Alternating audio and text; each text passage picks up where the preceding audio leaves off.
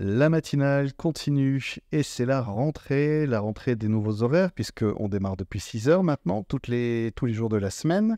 Et c'est aussi le retour de la chronique médiathèque avec Christiane pour inaugurer cette nouvelle saison. Et bonjour. Salut, l'été s'est bien passé?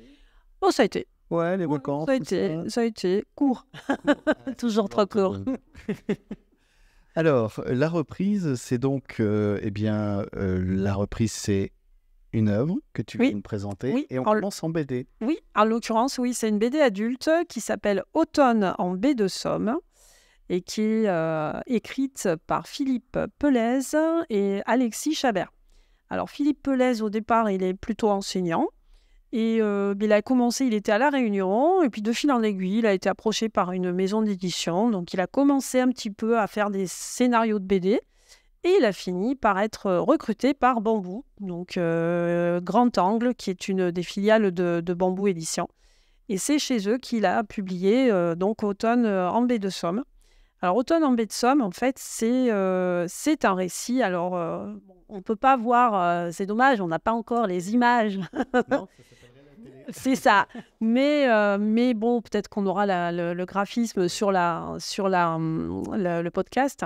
C'est une très jolie BD avec un graphisme qui rappelle vaguement quelque chose qui fait un petit peu penser à la Belle Époque.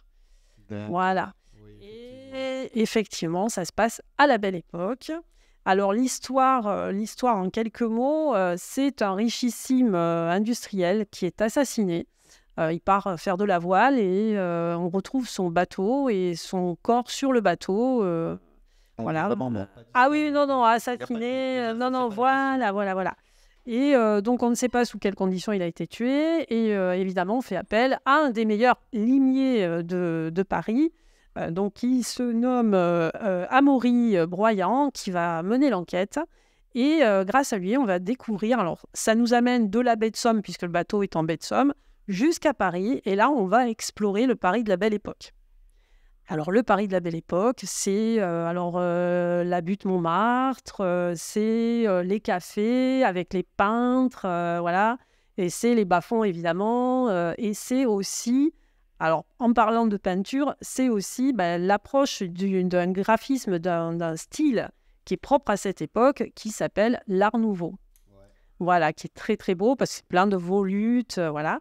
Et on va entendre parler à plusieurs reprises d'un peintre en particulier qui s'appelle Mucha, qui est celui qui a été le précurseur, en fait, de l'Art Nouveau, voilà, avec ces grandes et belles femmes entourées de végétation, enfin bon, voilà. Donc, c'est vraiment une découverte du Paris de la Belle Époque. Alors, pour ceux qui aiment ce tournant du siècle, c'est vraiment super intéressant. Il y a eu vraiment un travail sur l'architecture, voilà. Pas seulement. Il y a également il y a plein de petites références, et notamment, chaque chapitre de la BD est introduit par des textes qui sont ceux de Nelly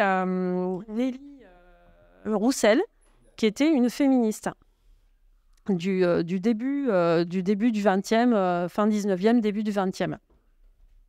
Et Nelly Roussel, elle était issue d'une grande famille bourgeoise, et malgré tout, elle s'est battue pour la cause féminine pendant toute sa vie.